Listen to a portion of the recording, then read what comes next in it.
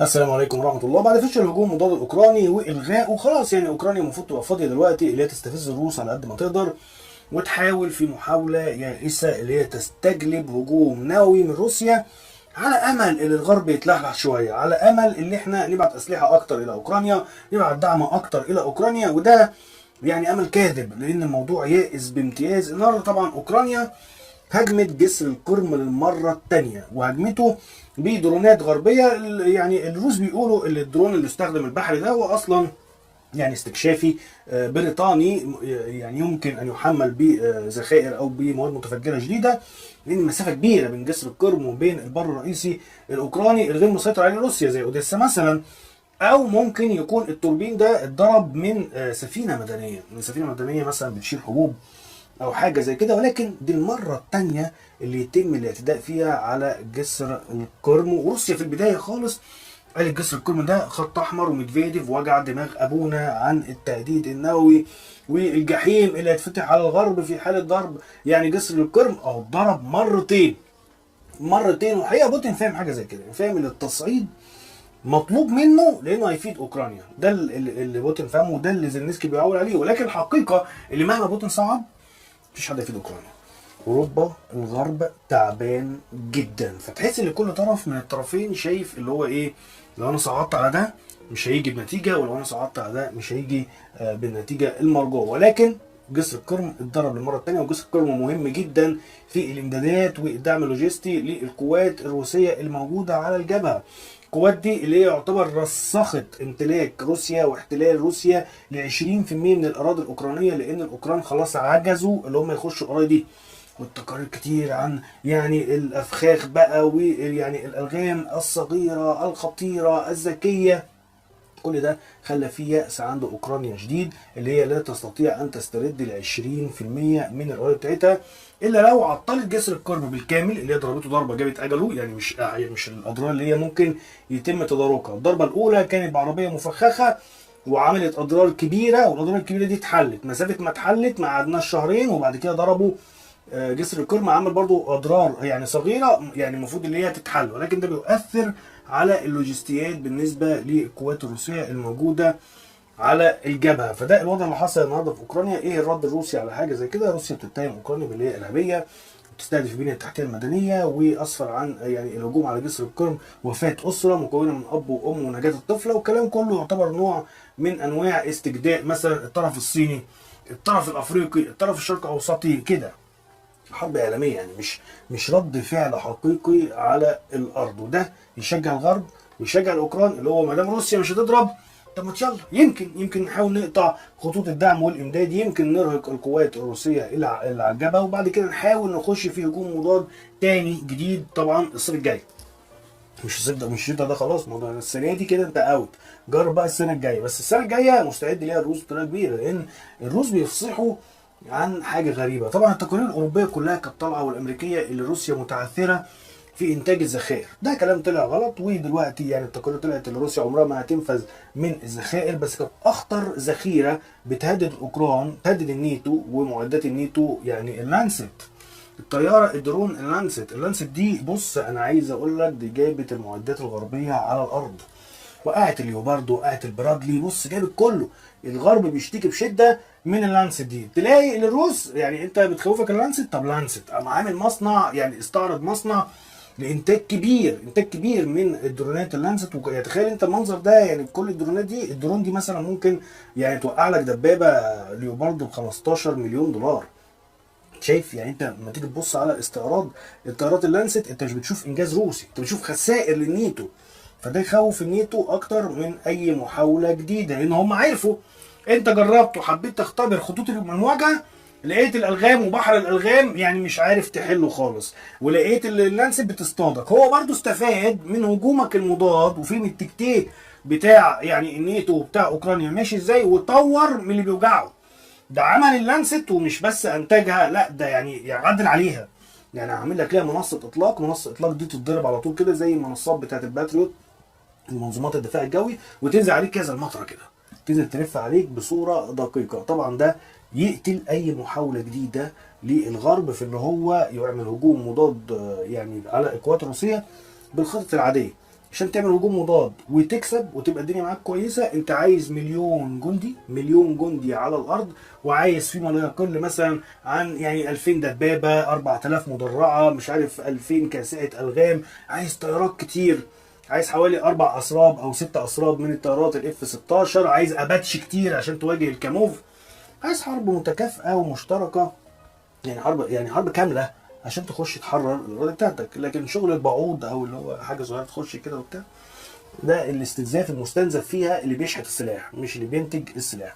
فاللي هيفضل ماشي في الحرب الروسيه الاوكرانيه ضربات من الناتو على البنيه التحتيه الروسيه في محاوله اللي هم يقطعوا الامدادات وبس. بس على كده مش يقدروا يعملوا حاجه تانية خالص. طبعا روسيا قررت اللي هي تصعد في ناحيه تانية خالص. لو انا مش هضرب عليك مثلا قذائف نوويه، مش يعني مش هصعد عليك واغير التكتيكات بتاعتي ذات النفس الطويل، ولكن انا هشيل مكان التهديد اللي بيهدد جسر القرم ابتداء البحر الاسود. هي البحر الاسود، وده يا جماعه خلى الافكار بتاعه القوميين الروس عماله تتنمى في حته اللي هو لا، ما ينفعش يبقى الوضع كده اصلا عند روسيا. روسيا المفروض لا تكتفي بال 20% والساحل بتاع ازوف والساحل يعني بتاع خرسون، لا، المفروض اللي هي تاخد اوديسا، المفروض اللي هي تاخد ميكولايف واوديسا عشان تعزل اوكرانيا عن البحر الاسود بالكامل وتخليها دوله حبيسه. اذا كانت اوكرانيا او اذا اصبحت اوكرانيا دوله حبيسه، اذا لا تهديد ابدا على شبه جزيره القرم وعلى البنيه التحتيه الروسيه. دي عقيده دلوقتي بقت موجوده عند القوميين، وبقى يعني كلام متداول بشده في وسط الاوساط الروسيه. فده ممكن يغير خطط الحرب الروسيه بحيث ان احنا الروس يفكروا في حته اللي هم يعزلوا اوكرانيا عن البحر. وده تم اتخاذ فيه خطوه اوليه. بوتين انسحب من موضوع يعني مبادره الحبوب بتاعت البحر الاسود او صفقه الحبوب، وقال لك مفيش ممرات امنه للسفن الاوكرانيه بتاعت الحبوب. قال لك والله انا نفسي اوافق على الصفقه ونفسي اجددها ونفسي اشتغل وتبقى الدنيا كويسه، بس الحقيقه يعني الموضوع المفروض يبقى يعني للطرفين، اوكرانيا تصدر الحبوب بتاعتها وروسيا برضو تصدر الاسمده والامونيا والحبوب بتاعتها، لكن طرف واحد بلاش. فهو كده ساب باب مفتوح ولكن قفل الباب على صباع زيلينسكي. كده مفيش فلوس للحبوب اللي انت كنت بتبيعها للاوروبيين. النسبة ضئيلة جدا كانت بتصل إلى أفريقيا، نسبة ضئيلة جدا. روسيا بتتعهد اللي هي أي نقص ولا حاجة هتعوضه وعلاقتها مع الأفارقة عالية، ولكن هي بتخطط لإغلاق البحر الأسود. هي مش عايزة ممر آمن لأي سفينة، هي عايزة تقفل البحر الأسود بحيث إن هي تمشطه بالكامل وتمنع تواجد أي سفينة، وتشيل احتمال إن سفينة مدنية أوكرانية ماشية في الممر الآمن تضرب توربيد ذكي مثلا أو درون ويصل الى جسر القرم ويعمل الاضرار اللي حصلت فيه النهارده. فبوتين بيصعد وبيرد على ضرب جسر القرم وبينسحب من اتفاقيه الحبوب، ودي من شانها اللي هي ترفع اسعار الحبوب عالميا، وده بيحصل. يعني مجرد ما حصل اللي بوتين انسحب من صفقه حبوب البحر الاسود، الاسعار بتاعت الحبوب رفعت، وده يضر الدول الناميه والدول الناشئه ويضر مصر تحديدا لو اتعاملت بالاسعار الجديده. المفروض روسيا المورد الرئيسي لمصر من القمح تدي اسعار تفضيليه لمصر، واعتقد ان ده هيحصل لان في قمه سان بطرسبرج الجايه اللي في يوم 27 الجاري يعني روسيا بتتكلم عن اتفاقيات امنيه بينها وبين الدول الافريقيه وعلى راسها مصر اللي هتكون مشاركه في المؤتمر دوت. تعهدات بقى امنيه ويعني مكافحه ارهاب وتنسيق امني، اكيد في السياق الكلام ده كله هنلاقي اللي فيه تفضيلات لموضوع الحبوب، وده يعزز الرابطه ما بين روسيا وما بين مصر في المقام الاول. مصر زي ما قلنا لحضرتك قبل كده اللي هي ماسكه حته الشحن او خط الشحن الرابط ما بين روسيا وما بين سوريا، ملهاش حته تاني الا مصر.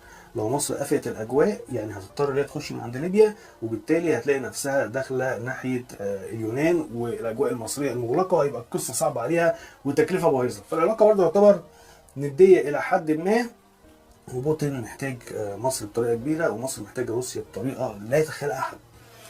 هو ميزان لصالح روسيا برضه، لان انت النهارده محتاج القمح ده كله، هجيبه منين؟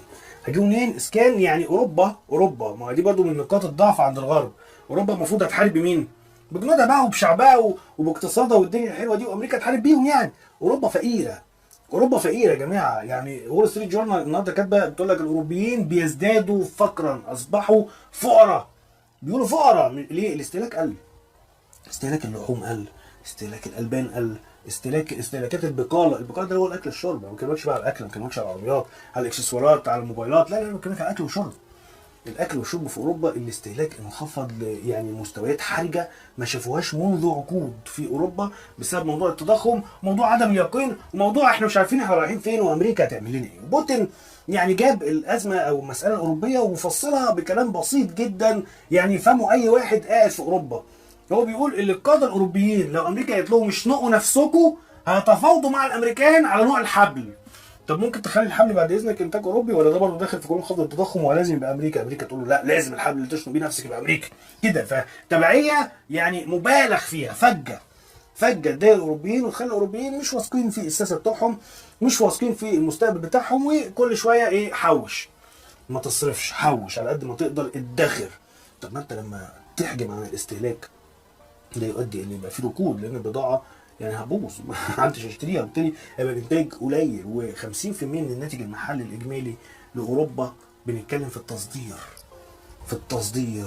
ده رقم كبير جدا. طب انت النهارده هتنتج ازاي؟ اذا كان برضه الاستهلاك ده بيتراجع عالميا، بيتراجع في الصين، بيتراجع في الشرق الاوسط عندنا هنا، بيتراجع في افريقيا، في حته يعني الاقتصاد ما بقتش كويس. طب الدول الاوروبيه دي هتنفق ازاي على موضوع تمويل الحرب والانفاق الدفاعي وزياده الانفاق الدفاعي؟ هتجيب منين اذا كان اصلا اسعار الفايده عاليه؟ هتجيب منين؟ وول ستريت جورنال بتقول ما عندهمش خيار غير ان هم يرفعوا الضرايب. يعني تخيل انت ترفع ضرايب في اوروبا، ازاي الضرايب ترفع في اوروبا؟